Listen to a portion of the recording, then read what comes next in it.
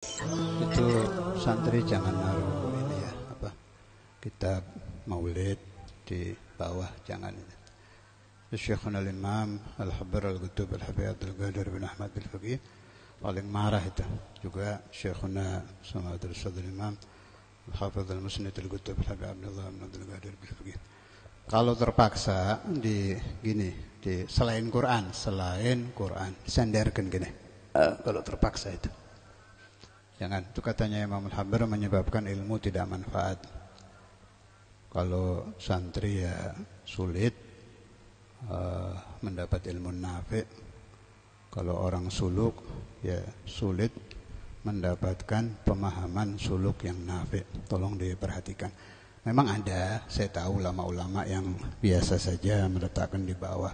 Saya tidak menentang mereka, tapi saya mengikuti guru saya sendiri, jadi tolong diperhatikan. Jadi kalau ada yang bilang, oh kayak fulan biasa, saya lihat di Hadramut, iya tahu, saya juga pernah ke sana. Silahkan saja. Tapi tata cara maha guru kami itu ta'zim kepada ilmu. Yang dihormati bukan kertasnya, yang dihormati isinya. Apalagi kalau ada Al-Quran, ada hadis Rasulullah Sallallahu Alaihi Wasallam. Kalau Al-Quran mah sudah jelas kurang ajar kalau lihat. Ini kitab yang saya maksud ini, kitab Maulid, kitab Auradul Auliya. Supaya diperhatikan ya. Fakharaja min thagrihi nurun lahiqa bis sama. Ini dalil bahwa ini sekalian saya bahas. Jadi ini dalil bahwa para nabi, para rasul mulai bayi sudah mendapatkan nubuwah. Qala an-nabiy sallallahu alaihi wasallam kuntu nabiyyan wa adam bainal ma'i wat-tin. Saya sudah menjadi nabi ketika Nabi Adam masih bahan, berbentuk bahan air dan tanah. Tolong dipahami ini. Jadi jangankan sangkaan bahwa Nabi Muhammad itu pernah tersesat gara-gara salah paham ayat wajadaka dhalan fahadakan, ada itu berapa tahun yang lalu. Jauh itu. Dari bayi itu sudah mendapatkan nubuah, bukan risalah loh, nubuah, kenabian. Dari mulai bayi itu. Ini salah satu dalilnya ini tadi. Apa tadi itu? Fahasyalaha fakharaja min thahrihi nurun lahiqa bis sama. Jadi sudah ada. Jadi supaya dipaham, ada jasadun Nabi Muhammad, ada jasad, ya. Ada jasadul Mustafa, ada ruhul Mustafa, ada nurul Mustafa, atau disebut juga Nur Muhammad sallallahu alaihi wasallam. Ya. Nur Muhammad ini yang diletakkan Allah Ta'ala ketika selesai penciptaan Nabi Adam. Dah dicampur dengan tanah dan air yang sudah berbentuk Nabi Adam tadi dimasukkan. Baru setelah dimasukin Nur Muhammad itu yatala'la dari dahinya Nabi Adam itu keluar cahaya. Ya ini. Saat itu Allah Ta'ala memerintahkan para malaikat untuk sujud, bukan sujud ibadah, tapi sujud ihtiram, sujud penghormatan kepada Nur Muhammad sallallahu alaihi wasallam. Jasadul Mustafa belum ada saat itu. Belum ada. Nanti itu. Ya, si Nur ini diletakkan di jasadnya Nabi Adam. Ya. Saya belok sedikit, ada masalah penting tentang Nabi Adam. Ada hadis ini di pesantren ya, saya harus bahas sedikit pembahasan. Ada hadis qala Rasulullah sallallahu alaihi wasallam, "Innallaha khalaqa Adama ala suratihi."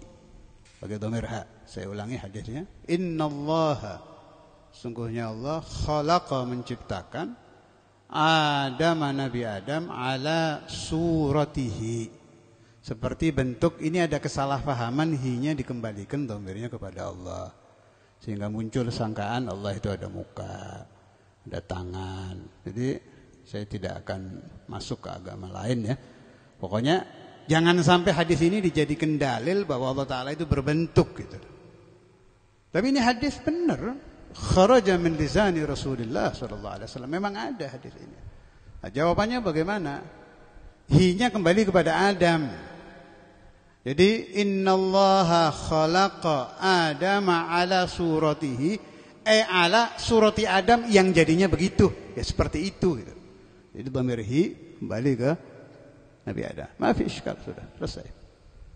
Itu sama saja dengan pemahaman Allah Ta'ala menciptakan Nabi Adam basyaran sawiyya, sempurna seperti itu. Seperti kita, ada muka, ada tangan, ada. Nah, adapun pemahaman yang mengatakan bahwa bentuk Nabi Adam itu ikram kepada Nabi Muhammad, itu pendapat sufiyah. Saya percaya. Anda terserah. Itu tidak ada. Setahu saya, terbatasnya ilmu saya tidak ada di Quran, tidak ada di hadis, tapi wallahu alam itu kalam dari ba'dhus sufiyah. Kepala ini membentukkan huruf mim, kemudian tangan 2 huruf ha, dan perut ini mim, kaki 2 dal. Fasara kalimatu Muhammad. Tapi itu pemahaman dari kaum sufi. Saya sih percaya. Ya memang Allah menciptakan semuanya itu biajadin Nabi Muhammad. Memang sudah begitu, jangan pakai dirubah-rubah lagi. Pemahaman saya itu sudah qadaran maqdura. Allah maunya begitu, ya kita ikut. Ada manusia-manusia yang memang diciptakan untuk kesasar, sehingga menentang batinnya. Enggak bisa. Saya mau apa-apa langsung kepada Tuhan. Silahkan. Khalaqakallahu kesasar. Mau ngomong apa sih? Bentuk manusia sudah Muhammad masih nggak paham juga. Tidak bisa. Orang mau melepaskan diri dari Nabi Muhammad tidak bisa. Coba cari semua dalil. Orang itu larinya kalau tidak Quran, hadis, kalamul ulama. Mau nyari ilmu kemana lagi? Cuma 3 itu. Mau nyari di kuburan. Ini datang jin wangsit nggak jelas. Boleh kapan-kapan kita bahas mahwal wangsit. Kapan kalau saya kesana? Ada wangsit, paham, saya pelajari itu. Cuma saya ingin tanya, kalau orang suka nyari wangsit di alam kubur atau di gunung-gunung, di gua-gua, dalilnya tukang wangsit ini kurang ajar loh. Saya baca fi kutubihim, qalu, tukang-tukang wangsit itu berkata, kita kalau mencari petunjuk harus nyepi di kubur-kubur, di gunung-gunung, di gua-gua. Dalilnya Nabi Muhammad nyepi katanya. Waktu mencari Tuhan nyepi di gua apa? Ya Allah ya akhi, man anta wa man Muhammad sallallahu alaihi wasallam. Ini keblinger pemahaman ini. Itu Nabi Muhammad, jangankan bayi, di alam arwah dulu itu sudah nomor 1. Mau dibandingkan sama tukang-tukang cari wangsit. Tapi itu harus selalu dijawab saya. Jadi ada Nur Muhammad sallallahu, Allahumma salli ala Muhammad. Saya sudah niat pribadi dimanapun saya berada, 40 hari ini harus tiap malam membaca maulid Nabi Muhammad. Harus hormat. Tadi saya baru dapat itu ada orang teriak-teriak anti maulid. Ya Allah, ya sudahlah. Orang gila itu tiap zaman pasti ada ya, pasti ada lah. Tidak akan ada orang normal kalau tidak ada orang gila. Ya harus lawan itu. Ada wali, ada setan, ya. Ada orang jiwanya wali, jiwanya setan. Ada orang gila maulid, ada orang terlalu anti maulid. Ya biasa lah. Jangan terpengaruh. Kalau dalil itu nggak usah panjang-panjang. Ini saja.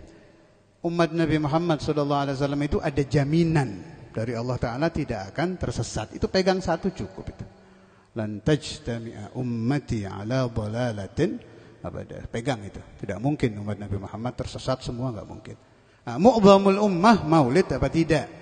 Jawabnya maulid. Buka aja di Mbah Google, Mbah YouTube itu kan banyak itu. Dari ulama-ulama kelas dunia, Syekh Mutawalli Sya'rawi, terus siapa lagi? Ulama kaliber dunia semua ini yang saya sebut ini ya. Syekh Ali Jum'ah itu kelas dunia, Habib Umar bin Hafid, Syed Muhammad Maliki, Syed Ramadan Al-Buti, Habib Salim Syatiri, Habib Hasan Syatiri, siapa lagi? Habib Zain bin Sumaid. Ini kelas dunia ini semuanya maulid ini.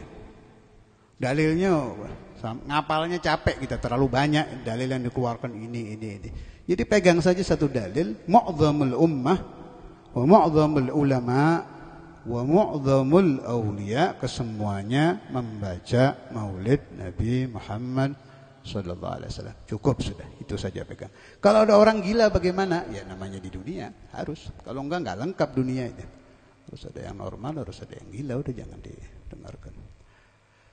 Itu Syekh Mutawalli Sya'rawi itu ada ru'yah ajibah. Ini saya dengar waktu saya bulan kemarin ke Malaysia, ketemu satu ustaz, dia bawa cerita tentang Syekh Mutawalli. Ada hubungan dengan Nabi Muhammad SAW. Jadi satu waktu di Mesir ada ijtima' ulama. Kalau sudah ijtima' ulama berarti yang hadir ahlul ilm semua, enggak ada talibul ilm, alim-alim ini. Dan Mesir maklum, paling banyak ulama di Mesir kan. Kumpul ini, bahas masalah, dipimpin sama satu orang yang dianggap saat itu paling alim. Ya, Syekh Mutawalli hadir, masih muda waktu itu beliau. Abar, masalah ini terpecahkan. Begitu ada yang sulit, masalah dibawa ke yang mimpin, dipecahkan. Wallahu alam dapat isyarah apa? Memang dari muda itu dapat sir itu Syekh Mutawalli itu. Ngacung, tanya. Air mandi Rasulullah sallallahu alaihi wasallam ketika beliau wafat itu ada di mana? Tanya. Air bekas mandi. Sami'at riwayat. Sudah dengar cerita ini? Apa? Air mandi Rasulullah SAW itu kemana? Kaget ini si pimpinan yang sedang membahas masail, nggak tahu jawabannya dia. Kaget, nggak bisa jawab. Tunggu sampai besok. Nah kebetulan, ini loh, orang itu tidak bisa berpisah dari Nabi Muhammad, itu nggak bisa. Itu paling alim waktu itu, punya kebiasaan kalau sulit masuk kamar yusalli ala Nabi sallallahu alaihi wasallam sampai tertidur mimpi Nabi. Nah, orang-orang begini nih yang perlu kita contoh ini. Sudah alim luar biasa, terkenal paling alim, tapi dia tahu ada kunci di kehidupan ini.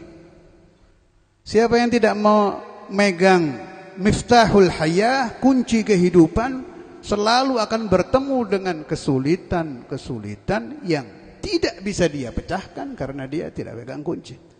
Si alim ini pintar. Dakhal hujrah, shalla 'ala nabi. Tahu siwa salawatnya apa? Salawat sampai tertidur. Fara'an Nabi Muhammad sallallahu alaihi wasallam sama satu anak muda di mimpi itu bawa lampu.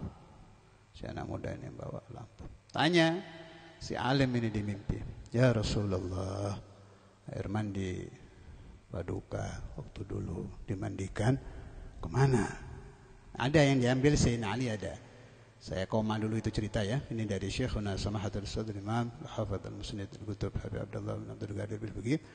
Sebagian air mandi Nabi Muhammad yang di bagian mata, bagian sini itu, diambil oleh Sayyidina Ali diminum. Kata Sayyidina Ali, "Fawarithtu ilmal awwalin wal akhirin." Maka aku Imam Ali sampai menjadi babu Madinatul Ilm itu karena sempat meminum sedikit air bekas mandi Rasulullah SAW. Tapi yang lain ini masih banyak ini. Ini yang diminum sama Sayyidina Ali yang bagian sini aja sedikit ya, diambil diminum. Lalu kembali ke Sayyidi Mutawalli Sya'rawi.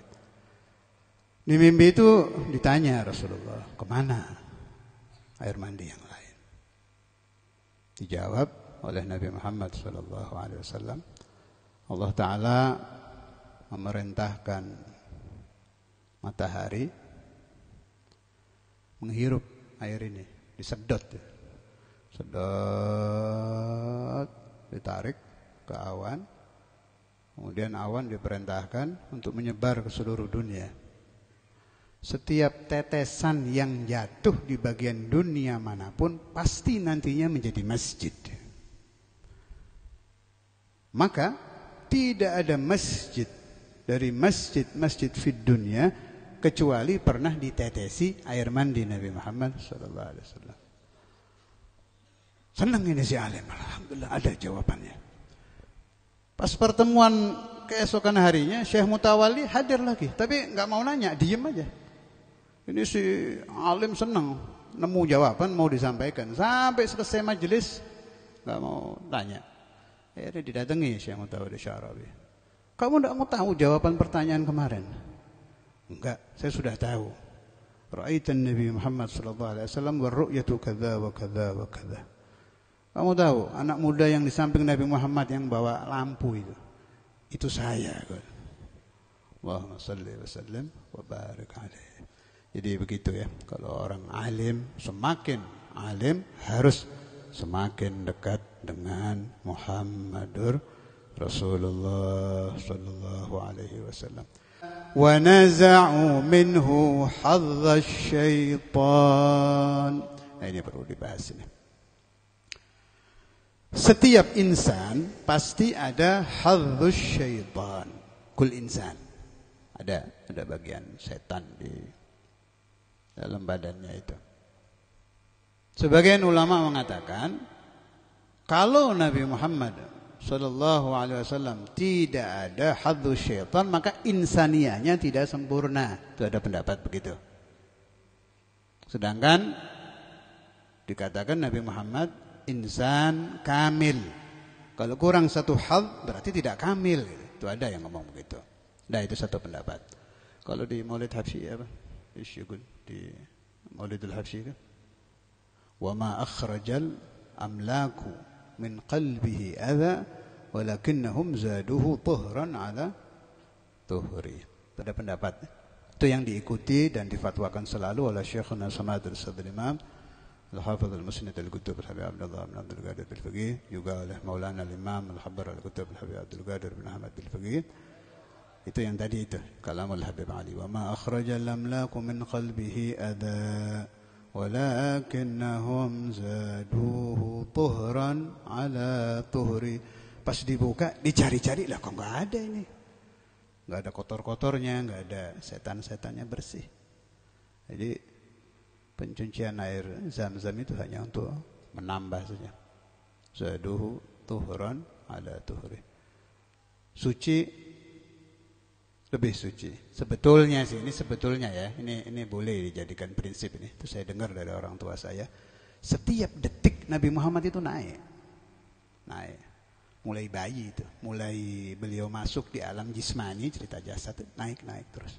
Jadi tuhran ala tuhri itu per detik naik terus. Mau ada malaikat, nggak ada malaikat, ada Zam-Zam, nggak ada Zam-Zam, terus. Malah beliau katakan waktu itu, kalau Nabi Muhammad SAW dikatakan lebih tinggi dari Nabi Adam, lebih tinggi dari Nabi Musa, lebih tinggi dari Nabi Isa, lebih tinggi dari Nabi Ibrahim. Tiap detik lebih tinggi, terus gitu. Kapan berhentinya? Nggak pernah. Di dunia wal akhirah. Terus gitu. Tapi kalau sudah dikatakan zaduhu tuhran ala tuhri, ya naik lagi. Allahumma shalli wa sallim wa barik alaihi. Itu saja sudah yang dipakai. Jadi tidak ada pembahasan lain kapan-kapan. Takut Anda mencernanya sulit nanti. Ada yang lebih unik tentang wa naza'u minhu hadza syaitan. Insyaallah kapan-kapan. Sekarang itu aja dipahami. Ketika dibuka oleh malaikat, dilihat kok nggak ada kotornya ini. Itu yang kita pakai dan itu yang saya sampaikan malam ini ya. Mukanya Nabi Muhammad SAW itu tidak pernah tidak bercahaya. Kalau beliau masuk ke dalam rumah malam hari yang sedang gelap gulita, Allahumma shalli ala faka'anna an-nasa min nurihi fi awanil dhuhr. Zaman dulu belum ada listrik, nyala itu badannya Nabi. Orang akan heran, lah ini siang apa malam? Dibilang siang di luar gelap, dibilang malam, faka'anna an-nasa min nurihi fi awanil dhuhr. Tidak ada satu titik pun di badan Nabi yang tidak bercahaya, tidak ada. Sampai imamah beliau mengeluarkan cahaya, dahinya mengeluarkan cahaya, hidungnya mengeluarkan cahaya, ketika berbicara mulutnya mengeluarkan cahaya, seperti bukan manusia tapi manusia. Pada riwayat mengatakan, itu di kitab-kitab Kalamul Aulia yang Habib-Habib itu saya sering baca, katanya Rasulullah SAW itu kalau di Maulid Diba hadir dari awal sampai akhir. Kalau di Maulid lain cuma mahallul qiyam. Ada itu, terkenal lah itu keterangan itu. Saya punya guru di Tegal sini, Ki Ahmad, masih sama ente apa itu? Kakek. Hah? Apa? Masih kakeknya Habib Soleh. Itu pernah ngomong begitu di majelis. Pas ngajar bilang, semua Maulid Rasulullah SAW hadir di mahallul qiyam kecuali Maulid Diba dari awal sampai akhir. Malamnya mimpi pengarang Barzanji datang, pengarang Maulid Habsyi datang, pengarang Syaraful ngamuk-ngamuk, Nabi Muhammad juga hadir di Maulid saya dari awal sampai akhir. Jadi kalau pendapat saya begini ya, kalau saya ini, Anda muridnya siapa, baca maulid yang dibaca guru Anda, selesai wis. Rasulullah SAW hadir dari awal sampai akhir di semua maulid, wassalam. Itu kalau saya punya pendapat. Jadi nggak usah meremehkan maulid A, maulid B. Tidak usah menganggap yang ini lebih rendah, yang ini lebih tinggi. Semua sama. Itu saya punya pendapat. Jadi kalau saya punya kebiasaan, saya hadir di mana, maulid apa yang dibaca, yaitu saya punya guru macam-macam kan. Syekhuna Abu Yahya Bandung ini cucunya hadir, mantunya itu juga maetruk maulid seumur hidup beliau sama murid-muridnya malah kalau itu. Kalau beliau istiqomah Barzanji tiap pada subuh. Yang duitnya kurang lancar itu boleh diamalkan itu. Ada ijazahnya, orang yang ingin duitnya lancar tiap ba'da subuh baca maulid. Meskipun cuma qiyamnya aja. Jadi ya Rabbi sholli ala Muhammad, satu pasal sebelum qiyam doa. Boleh dicoba, dites nggak apa-apa. Insyaallah nggak sampai berapa bulan kebuka rezeki itu. Jadi begitu. Kalau untuk tausiul arzak silahkan yang mau mengamalkan, Anda biasa baca maulid apa saja, tafadhal, mau Barzanji, mau Diba, mau Habsyi, mau Diaul Lami. Cuma ijazah yang saya dapat cuma 2 saya itu, yang untuk rezeki. Jadi ba'da subuh, Barzanji atau Diba. Tapi memang kenyataan yang orang rutin Diba itu nggak ada yang miskin itu. Habib Umar bin Hud itu Diba itu. Umar bin Hud kan itu ada wali tapi wali kaya itu Umar bin Hud. Diba, maetruk Diba. Nah, kalau orang tua saya Habsyi, maetruk, nggak mau yang lain itu. Diba kalau undangan saja. Kalau untuk di pesantren tetap Maulidul Habsyi sebab wasiat guru itu. Maulana Imam Al-Habr Al-Qutub Habib Abdul Qadir memang diwasiati langsung oleh Al-Habib Imam Al-Qutub Ali bin Muhammad Al-Habsyi, diwasiati gurunya Al-Habib Muhammad bin Ahmad Al-Muhdar, Habib Abu Bakar As-Segaf untuk menyebarkan Maulid Habsyi. Dulu belum tersebar zaman Maulana Imam Al-Habr itu salah satu yang gigih menyebarkan Maulid Habsyi di Indonesia itu datuk saya Habib Abdul Qadir bin Ahmad Al-Fiqih. Jadi saya nggak berani ninggal itu. Habsyi juga tetap tidak berani saya tinggal. Maulid Habsyi itu yang saya rasakan ini, wallahu a'lam. Kalau orang rutin membaca Maulid Habsyi akan muncul itu rindu kepada Nabi Muhammad.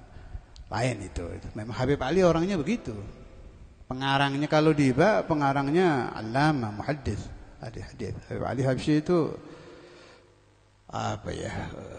jadab gawi kuat, tarikannya ke Nabi Muhammad SAW terlalu kuat. Jadi kalau orang baca ke bawah sudah, pasti ke bawah. Mungkin tanpa niat kurang ajar ya, dibanding maulid-maulid lain. Kalau untuk itu, untuk urusan itu, menarik syauq pada Rasulullah SAW. Padahal kalau Anda mengerti bahasa Arab, syair-syairnya Habib Ali itu sedang membahas Allah, pasti lari ke Nabi. Cari aja syairnya Habib Ali. Dia lagi bahas dosa, tobat apa, pasti nanti masuk. Sampai ada syairnya bilang itu, ana abd mamluk, saya ini ibarat sahaya, sudah nggak punya hak apa-apa untuk hidup saya, sudah saya berikan kepada Nabi Muhammad SAW. Memang orangnya begitu. Jadi kata Maulana Imam Al-Habr Al-Ghutri Al-Habib Abdul Qadir bin Ahmad bin Fiqih, waktu beliau ditanya tentang Al-Habib Ali bin Muhammad Al-Habsyi dan Al-Habib Imam Al-Qutb, gurunya juga Habib Ahmad bin Hasan Attas, ini dua-duanya kan makomnya sama ini. Dijawab oleh Imam Al-Habr, huma imamani azimani jalilani kabirani haluhuma sawa. Jadi sederajat kewaliannya Habib Ali bin Muhammad Al-Habsyi dengan Habib Ahmad bin Hasan Attas. Bedanya apa? Beliau ditanya lagi. Bedanya kalau Habib Ahmad bin Hasan Al-Attas min ahli tamkin, kalau Al-Habib Ali bin Muhammad Al-Habsyi min ahli al-ahwal. Dalil bahwa beliau min ahli al-ahwal kalau sudah menyebut Nabi Muhammad nangis sudah. Nah, kalau Al-Habib Ahmad bin Hasan Attas itu sini biasa baca Tadhkirun Nas. Mabada. Boleh itu dibaca, bagus itu kitab itu Tadhkirun Nas. Kalau Al-Habib Ahmad bin Hasan Attas itu Anda boleh percaya, boleh tidak. Fihi syai'un min aqdin Nabi Muhammad sallallahu alaihi wasallam. Diberi Allah taala sedikit dari akalnya Nabi Muhammad sallallahu alaihi wasallam. Sehingga sampai dikatakan, ini saya dengar dari ayah saya, wa Ahmad bin Hasan Al-Attas mithil ibni Abbas wa amtalat minhu al-aqyas min ghairi kuras. Sampai dari alimnya di dalam ilmu tafsir, beliau sampai ke derajat ilmunya Habrul Ummah Sayyiduna Abdullah ibn Abbas. Terus niki jenengan paham wicanten Jawi, ya paham lho. Paham nggih? Jawi paham? Jawa Timuran paham? Nggih. Terus singen wonten ten pondoke niki Mbah Maimun. Wallahu a'lam niku sholawat niki langsung saking Mbah Maimun napa salah setunggal guru. Pokoke wonten kisah ngeten. Nek tiyang niku atine sampun atos, boten remen zikir, boten remen ibadah, boten remen tahajud, tapi kepingin ngrasakaken alamul malakut. Ngertos alamul malakut nggih? Alamul malakut niku alame arwahe wali-wali, nabi-nabi, malaikat-malaikat, kraos. Panas mlebet lho, kraos, krasa. Nah. Wonten setunggal kiai ten mriku nerangaken, kula angsal riwayat iki. Angsal riwayat nggih angsal ijazah. Dikengken maos selawat niku setunggal atus, dikengken nyobi seminggu. Tunggal minggu. Dewas. Temenan, kraos. Jenengan cobi mawon niku. Hitung dinten. Dengan khusyuk. Allahumma salli ala ruhi sayyidina Muhammadin fil arwah wa ala jasadihi fil ajsad wa ala qabrihi fil qubur wa ala alihi wasallam. Allahumma salli ala ruhi sayyidina Muhammadin fil arwah wa ala jasadihi fil ajsad wa ala qabrihi fil qubur wa ala alihi wasallam. Terus wonten riwayat malih ngertos kitab Dalail nggih, Dalailul Khairat ngertos? Ya paham Dalail. Paham? Meneng ya. Paham napa mboten? Hah? Paham nggih? Al-Qur'an niku kan wonten atine. Qalbul Qur'an napa? Yasin. Lah, qalbu Dalailil Khairat nggih selawat niki. Atine Dalail niki. Allahumma salli ala ruhi sayyidina Muhammadin fil arwah wa ala jasadi fil ajsad wa ala qabrihi fil qubur wa ala alihi wasallam. Kula ten Darul Hadis kali santri-santri niku rutin tiap-tiap bulan Maulid selawat tadi itu Allahumma shalli ala ruhi sayyidina fil arwah akhirnya dibaca 12.000, kalau bisa 24.000. Ini bahasa Indonesia sekarang biar kalau masuk YouTube orang Jakarta paham. Kalau bisa 24.000. Kalau tidak bisa 12.000 dicicil dari malam 1 Rabiul Awal sampai akhir Maulid. Faedahnya enggak tanggung-tanggung. Dijamin apabila dia meninggal, Allah Ta'ala akan membukakan jalan dari kubur dia ke kubur Nabi Muhammad sallallahu alaihi wasallam. Itu kalamul aulia kalau saya percaya.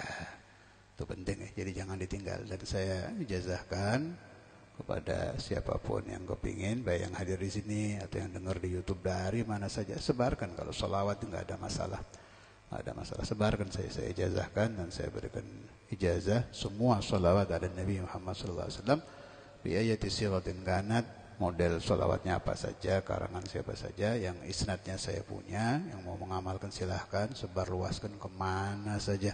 Sholawat itu gantinya mursyid. Kalau sudah mursyid tidak ada, yang bisa merubah hati orang dari tidak baik menjadi baik adalah sholawat ala Nabi. Yang bisa merubah orang yang tidak suka ziarah para wali, berubah senang ziarah adalah sholawat ala Nabi. Yang merubah hati orang tidak suka tahajud, berubah suka tahajud adalah sholawat ala Nabi. Jazakum kama jazani masyayikhi bilang qabiltul ijazah.